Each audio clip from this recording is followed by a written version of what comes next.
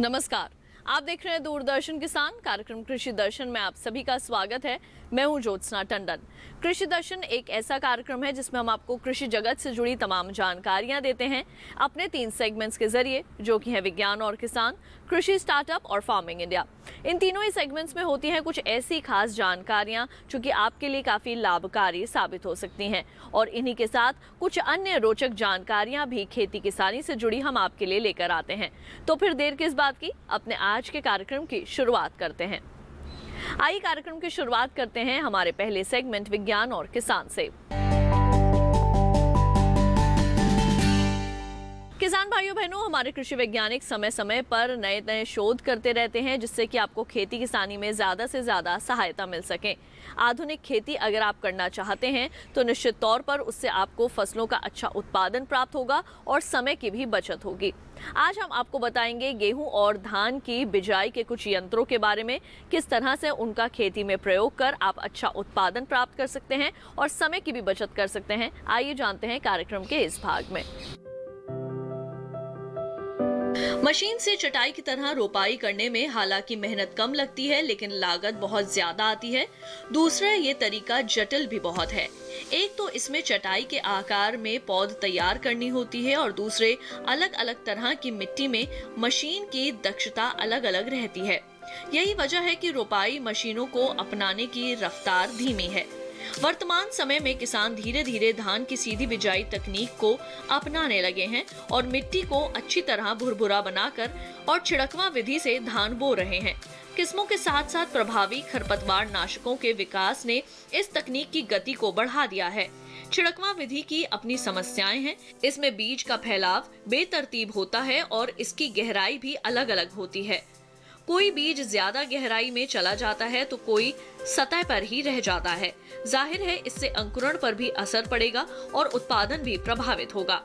इसी समस्या को देखते हुए कृषि अभियांत्रिकी महाविद्यालय डॉक्टर राजेंद्र प्रसाद केंद्रीय कृषि विश्वविद्यालय पूसा के वैज्ञानिक ने चावल गेहूं का बीज बोने की मशीन तैयार की है। धान में पौधे से पौधे की दूरी 8 से 15 सेंटीमीटर और कतार से कतार की दूरी 20 सेंटीमीटर रखी जाती है। ये मशीन इस दूरी को बनाए रखने में सक्षम है।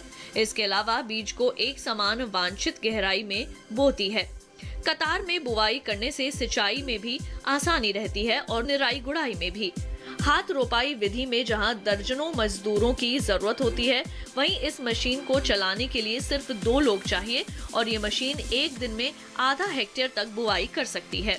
इसमें 2 ड्रम लगे हैं और हर ड्रम में एक बार में 5 किलो तक बीज भरा जा सकता है, लेकिन विशेषज्ञ 3 किलो की ही सलाह देते हैं। इसके अलावा हर ड्रम में बीज बोने के लिए 2 छेद होते हैं। इस तरह एक बार मशीन चलाने पर 4 कतारें बन जाती हैं। बीज की गहराई को जरूरत के हिसाब से कम या ज्यादा किया जा सकता है। किसान चाहे तो 1 सेंटीमीटर गहराई पर भी बुआई कर सकते हैं और चाहे तो 3 सेंटीमीटर पर भी। मशीन की गुणवत्ता परखने के लिए वैज्ञानिक बिहार के अलग अलग इलाकों में गए और किसानों के खेतों में चावल गेहूं बोने की मशीनों को आजमाया। बिहार के अलावा छत्तीसगढ़, मध्य प्रदेश, झारखंड और उत्तर प्रदेश में भी किसानों के सामने मशीन का प्रदर्शन किया गया। नतीजे काफी सकारात्मक रहे और रोपाई विधि के मुकाबले इस मशीन से सीधी बिजाई करने पर पैदावार में 5 से 25% तक की बढ़ोतरी दर्ज की गई। इतना ही नहीं, मशीन से बिजाई करने पर प्रति हेक्टेयर फसल लागत में 10,450 रुपए की बचत हुई। हालांकि कुछ किसान मशीन को ठीक तरह से नहीं चला पाए, जिससे उनके यहाँ नतीजे उतने उत्साहवर्धक नहीं रहे। कुछ जगहों पर ज्यादा खरपतवार और कम नमी से भी समस्या आई।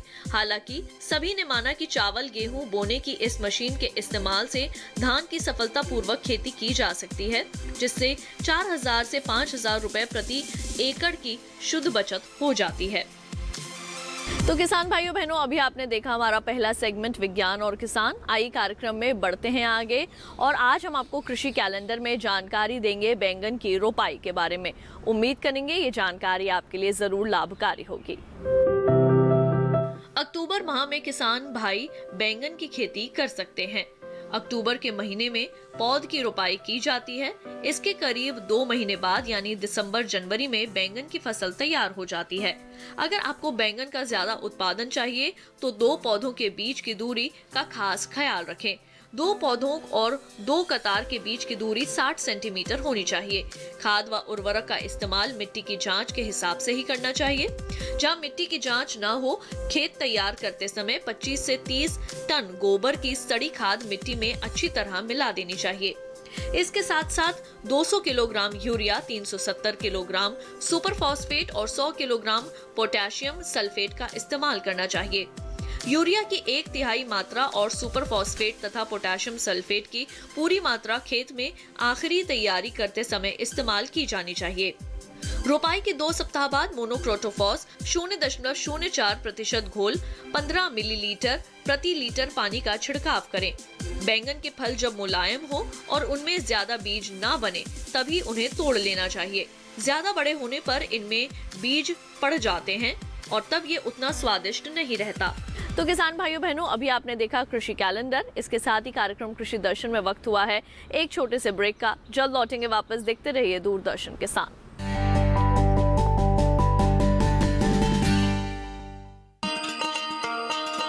किसान भाइयों गांठ बांध लो, गांठ बांध लो।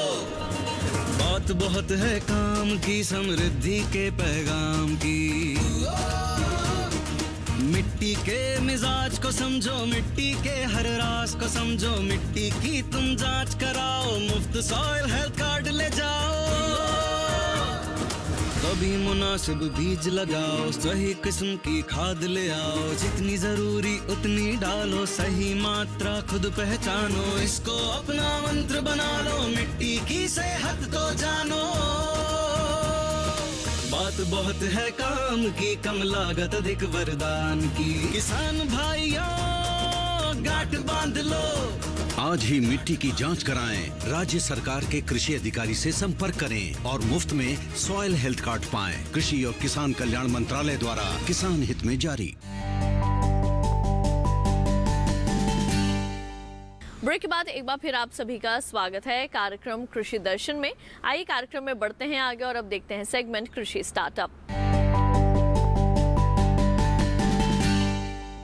किसान भाइयों बहनों, अपने आज के कृषि स्टार्टअप सेगमेंट में हम आपकी मुलाकात करवाएंगे पद्मश्री पुरस्कार से सम्मानित जैविक खेती करने वाले किसान, जिनका नाम है हुकुमचंद पाटीदार जी से।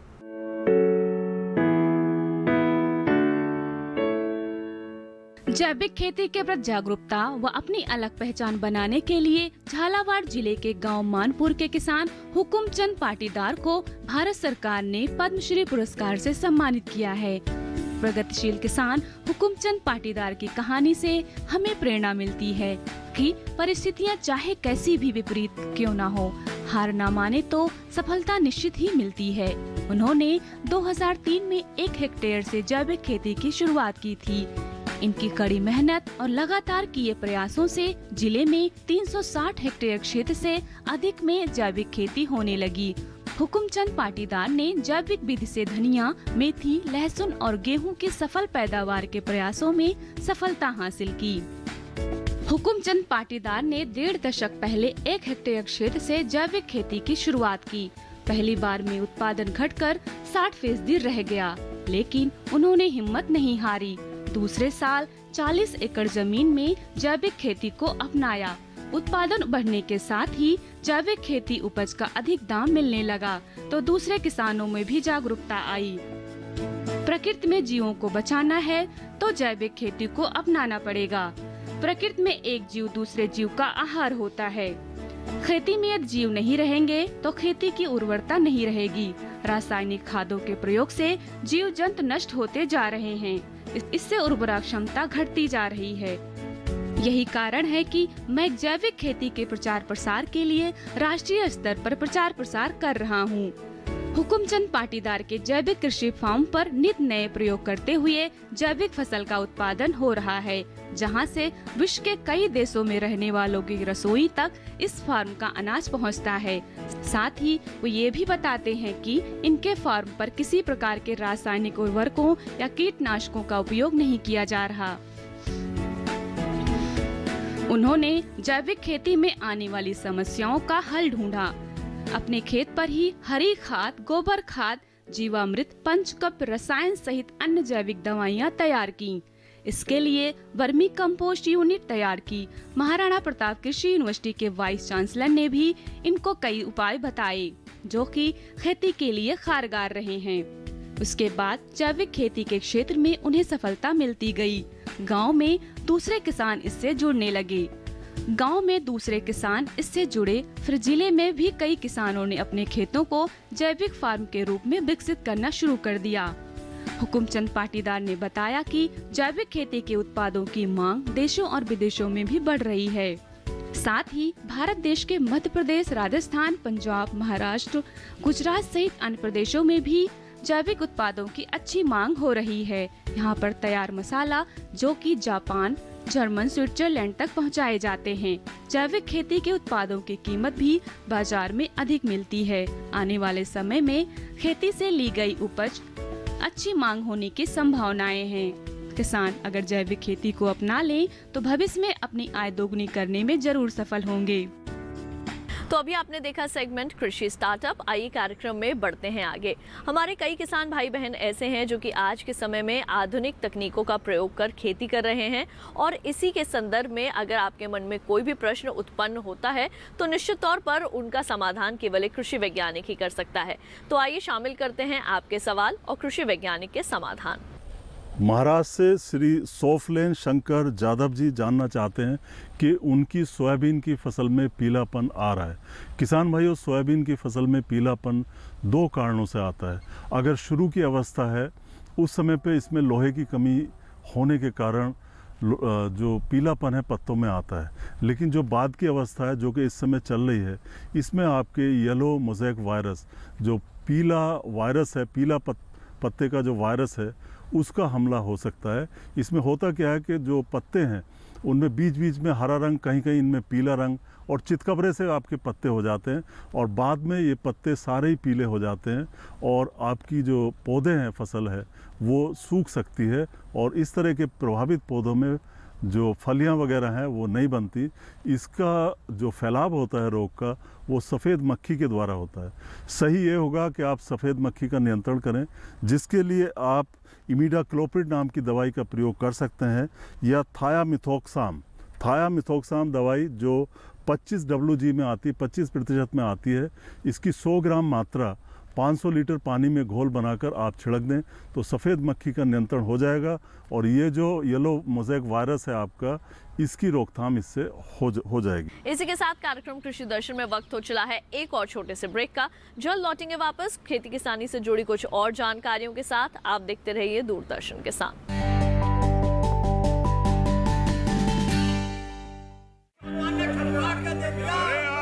सारी फसल अच्छी होगी भाई।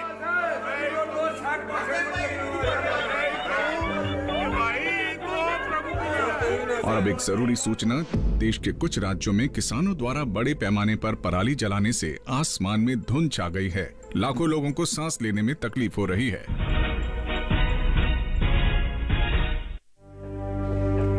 हर साल हम अपना ही घर फूंकते हैं और तमाशा बनते हैं। ना, मैं ना मानता। ये काम तो बरसों से होता आ रहा है, अब ऐसा क्या नया आ गया? जे देख लो हमारे रतन काका, पिछले साल की पराली जलाने से जो इनकी खांसी उठी थी, जे अब तक चल रही है। और तो और हमारे सोना उगलने वाली धरती भी बंजर पड़ रही है। बेटा, तुम्हारी बात मान भी ले, पर एक बात बताओ कि पराली को ठिकाने लगाने में भी तो लागत आती है, और ये आग जलाने से ये काम आसानी से हो जाता है। काका, जे बात ना रही, हम कह रहे हैं। देखो, मेरे पास कुछ मशीनों की तस्वीरें भी हैं, मैं तुम्हें दिखाता हूं। जे देखो, जे है हैप्पी सीडर, जे है मल्चर, जे है जीरो टिल ड्रिल, जे है स्ट्रॉ चॉपर, जे है रिवर्सिबल मोल्ड बोर्ड प्लॉ, और जे है रोटावेटर।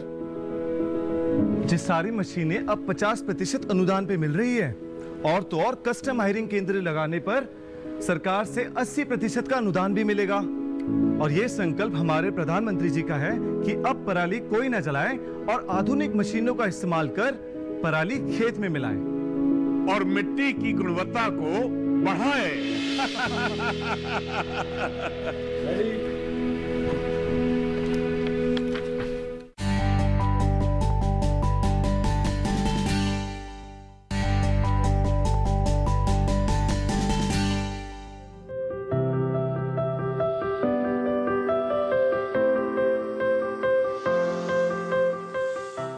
दिल्ली में मुख्यमंत्री कृषि आय बढ़ोतरी परियोजना चल रही है।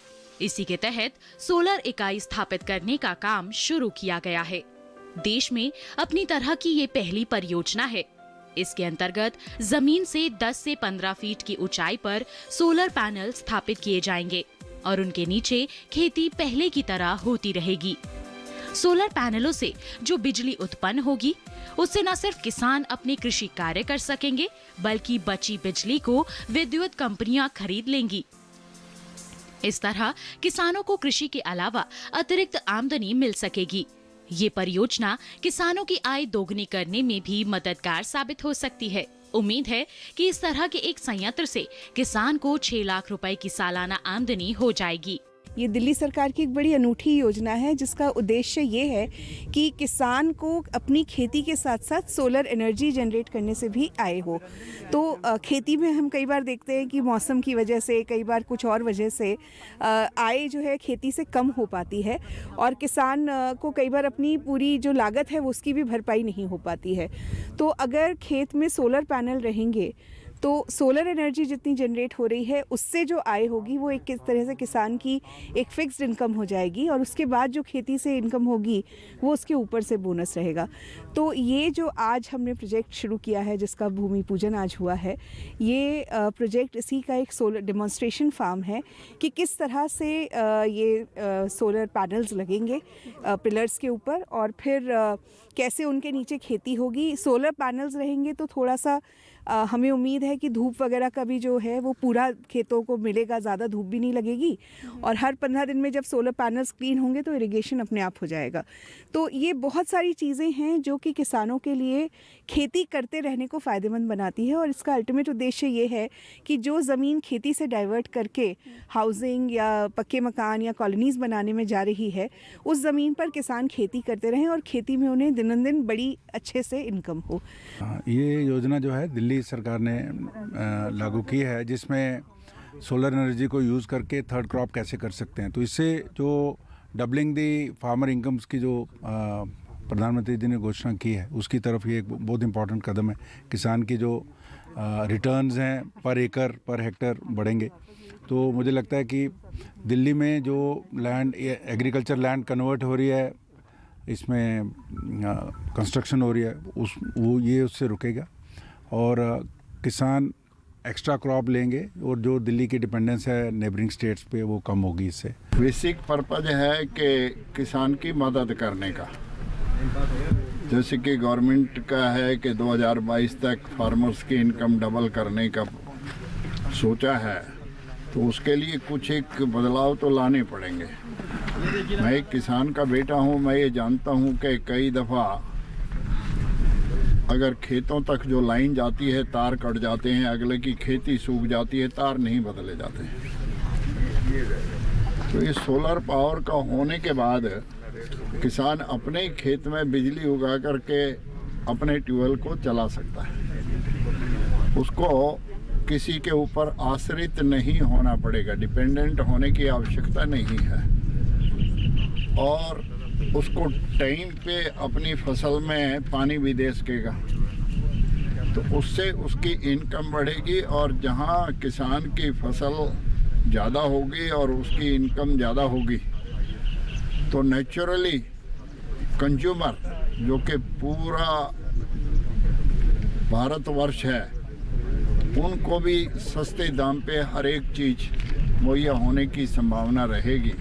आपको बताते हुए खुशी हो रहा है कि कृषि विज्ञान केंद्र के प्रांगण में सोलर डेमोन्स्ट्रेशन यूनिट लगाया जा रहा है जो कि भारत सरकार के और दिल्ली सरकार के सहयोग से लगाया जा रहा है, जिसमें ऊपर ज़मीन से 10 फीट ऊपर जाके खेती सोलर होगा, नीचे खेती होगी और हम लोग इसका डेमोन्स्ट्रेशन करेंगे कृषि विज्ञान केंद्र में। और इसको जितने दिल्ली के ग्रीन बेल्ट हैं, दिल्ली सरकार के एक परियोजना है मुख्यमंत्री सोलर आय बढ़ोतरी योजना किसानों का, उसी के तहत लगाया जा रहा है, जिसमें DTL और नाबार्ड का सपोर्ट, फाइनेंशियल सपोर्ट है और कृषि विज्ञान केंद्र इसका होस्ट इंस्टीट्यूट है क्योंकि टेक्निकली अपने पास में है और इसमें डिफरेंट क्रॉप हम ग्रो करके दिखाना चाहते हैं कि सोलर के नीचे 10 फीट से ऊपर जब जाते हैं तो नीचे हम ट्रैक्टर भी चला सकते हैं, सभी प्रकार के खेती का कार्यक्रम कर सकते हैं। और दूसरे साइड में ऐसा भी हम डेमोन्स्ट्रेशन यूनिट लगाने जा रहे हैं कि जो बिना सोलर पैनल का होगा तो लोगों को अंडरस्टैंडिंग बढ़े कि दोनों में क्या डिफरेंसेस है, और ऊपर किसानों का आय बढ़ाने की जो भारत सरकार के प्रधानमंत्री जी की मंशा है कि उनकी आय बढ़ोतरी करना, इसी पे हम लोग इस कार्यक्रम को कर रहे हैं। और आशा करते हैं कि आने वाले दिनों में 2 महीने में, मतलब फरवरी 2020 तक ये जो सोलर क्या परियोजना है कार्यक्रम शुरू कर देगा। और ये देश का पहला प्रोग्राम है, देश में इस प्रकार की कहीं भी परियोजनाएं नहीं है। उसी परियोजना को ध्यान में रखते हुए माननीय प्रधानमंत्री का जो एक ड्रीम है, सपना है कि किसानों का आय बढ़ोतरी किया जाए, उसके ऊपर हम लोग काम कर रहे हैं और आशा करते हैं कि हमारे दिल्ली के किसान इससे निश्चित ही लाभ उठाएंगे। दिल्ली के कृषि विज्ञान केंद्र में स्थापित हो रहा ये संयंत्र प्रदर्शन के लिए है। जब ये संयंत्र काम करना शुरू कर देगा तो इसे किसानों को दिखाया जाएगा ताकि वो अपने खेतों में इसे लगाने के लिए प्रेरित हो सकें। इस संयंत्र से 110 किलोवाट बिजली उत्पन्न हो सकेगी। उम्मीद है कि फरवरी 2021 से ये पूरी तरह काम करना शुरू कर देगा। जो आमतौर पर किसान भाई खेती करते हैं, इस खेती के करने में जितनी भी हमारी जो आमतौर पे परंपरागत तरीके से खेती करते हैं या आधुनिक तरीके से खेती करते हैं, उसमें कोई बिना बाधा पहुँचे ही हम इस जो सोलर पैनल्स है सोलर के, इसके नीचे हम जैसे जितनी भी सब्जी वाली खेती है, टमाटर है, बैगन है, मिर्च है, शिमला मिर्च है, पालक है, जो लीफी वेजिटेबल्स है, रूट वेजिटेबल्स, इन सारी चीज़ों को हम आसानी से बिना कोई बाधा के खेती कर सकते हैं। खेती की आमदनी के साथ साथ इससे जो हमारे सोलर से एनर्जी जो हमें अर्जित होगा, वह हम दिल्ली सरकार के जो BCS है, अन्य कंपनियां हैं, इनको दी जाएगी और उनको एक निश्चित दर पे हमारी जितनी भी यूनिट का आमदनी होगा वो किसानों को ये आमदनी के तौर पे अर्जित की जाएगी, जिससे कि खेती के साथ साथ किसानों को एक हमारा अन्य स्रोत से जो है हमें अधिक आय अर्जित की जा सकती है, जिससे हम आने वाले समय में दिल्ली के जो ग्रीन बेल्ट है उन क्षेत्रों में जो छोटे किसान हैं, खेती के साथ साथ अगर हम बिजली ये सोलर पैनल्स के द्वारा बिजली का उत्पादन करके और उससे खेती के अलावा हम अन्य आय अर्जित करके अधिक मुनाफा कमा सकते हैं और अपने जीवन यापन को सफलतापूर्वक चला सकते हैं। दिल्ली में किसानों की जोत की जमीन लगातार कम हो रही है, जिसका सीधा असर उनकी आमदनी पर पड़ रहा है। यही वजह है कि किसान खेती की जमीन निर्माण कार्यों के लिए बेच रहे हैं। ये सोलर परियोजना न सिर्फ उनकी आय बढ़ाएगी बल्कि दिल्ली के हरित क्षेत्र को भी बचाएगी। किसान भाइयों के लिए बहुत जरूरी होता है ये जानना कि किस तरह से रहने वाला है मौसम का हाल।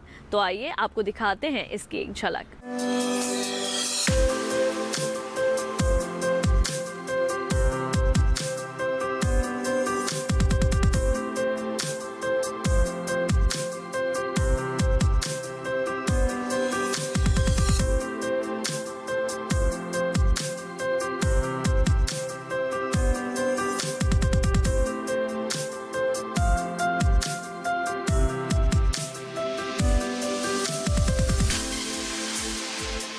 अपनी फसलों की बिकवाली करने के लिए मंडी का हाल जानना भी आपके लिए बेहद जरूरी है। तो आइए आपको दिखाते हैं मंडियों का हाल।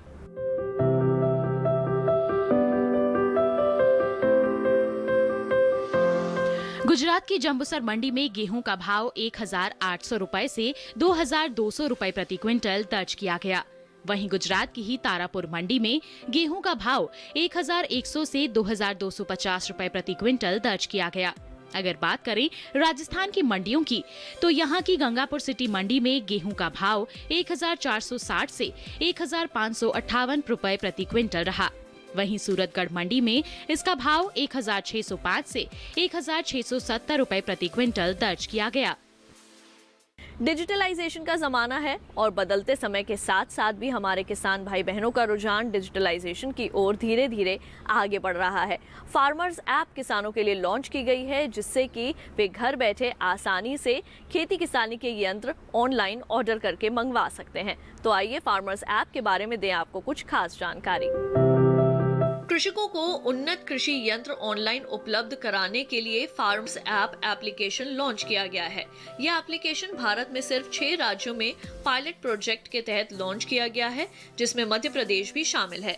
इसका उद्देश्य कृषकों को उन्नत कृषि यंत्र ऑनलाइन उपलब्ध कराना है। जिले के समस्त कस्टम हायरिंग हितग्राही एवं हाईटेक कस्टम हायरिंग हितग्राही एवं वह कृषक जो कृषि उद्यम के क्षेत्र में जुड़े हैं, वे उन्नत कृषक जिनके पास में ट्रैक्टर आदि यंत्र उपलब्ध हैं, वे गूगल प्ले स्टोर पर जाकर इस एप्लीकेशन को डाउनलोड कर लाभ ले सकते हैं। गूगल प्ले स्टोर की डायरेक्ट लिंक नीचे दी गई है। किसान इस एप्लीकेशन पर अधिक से अधिक संख्या में जुड़कर अपना पंजीयन कराकर लाभ ले सकते हैं। तो आइए कार्यक्रम में समय आ गया है शामिल करने का ट्विटर प्लेट।